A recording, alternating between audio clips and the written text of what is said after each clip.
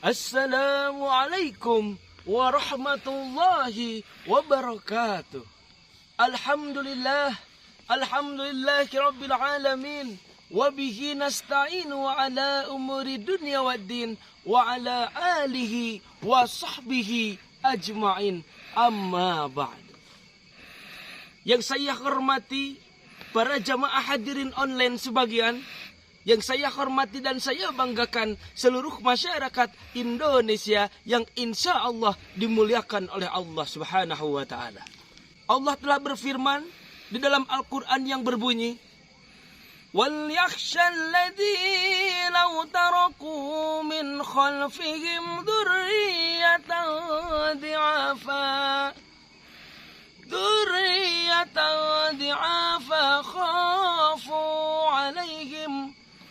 خافوا عليهم ولا هم يحزنون.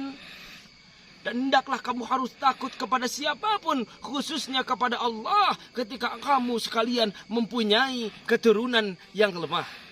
Para hadirin sekalian yang dimuliakan oleh Allah, artinya bangsa Indonesia ini kita harus takut ketika kita mempunyai keturunan-keturunan kita yang dimana keturunan-keturunan kita lemah dalam bidang ilmu agama. Mengapa demikian? Ketika kita mempunyai keturunan-keturunan yang lemah ini, bahwasannya Allah tidak bangga ketika kita mempunyai ilmu dunia saja tanpa dibarengi dengan ilmu akhirat.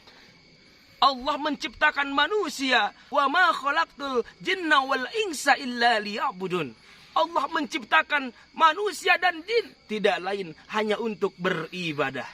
Artinya bukan berarti kita mengejar sekolah, bukan berarti kita mengejar dunia pendidikan, tetapi kita juga harus mementingkan dunia pendidikan agama. Sebagaimana sabda Rasul yang dikatakan di dalam hadis, Man salaka tariqan yaltamisu bihi ilman sahalallahu lahu tariqan ilal jannah. Siapa orang yang menuai jalan untuk menuju ilmu yang diperoleh oleh Allah untuk kita, maka Allah akan janjikan untuk kita, yaitu adalah pintu menuju jalan menuju surga.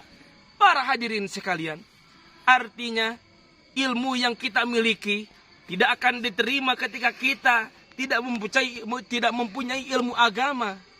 Ilmu dunia yang kita miliki tidak akan bisa menyelamatkan nanti kita di yaumil qiyamah, ketika kita tidak memiliki ilmu agama dengan kalimat La ilaha illallah. Mengakui kita inilah Islam yang nurani, ahsanuhum khuluqa, manusia yang paling sempurna. Kita bilang, apakah betul kita ini manusia yang paling sempurna? Coba kita merefleksikan diri kita sebagai umat manusia, ketika kita memiliki suatu perbedaan dalam akal pikiran, apa perbedaannya kita dengan binatang ketika kita tidak mempelajari ilmu agama? Di dalam kitab Nasaihul Ibad yang dikaram oleh Syekh Nawawi Al-Bantani, falaula bi'ilmil ulama la saran nasu kal bahaim. Ketika ada seseorang yang tidak mau berduduk berdampingan dengan para alim ulama, maka dia sifatnya, kepribadiannya sama seperti binatang. Hadirin rahimakumullah, Rasulullah bersabda, idza madha alal mu'mini arba'una sabahan walam yujalisil ulama qasa qalbahu wajasura alal kabairi li'annal ilma hayatul qalbi. Apabila kita selama 40 hari tidak mau duduk berdampingan dengan para alim ulama, apakah terjadinya ketika kita selama 40 hari tidak mau berdampingan dengan para alim ulama? Artinya kita tidak mau mencari ilmu agama. Artinya kita tidak mau berdampingan dengan para alim ulama. Artinya kita tidak mau mendengarkan pepatah para alim ulama.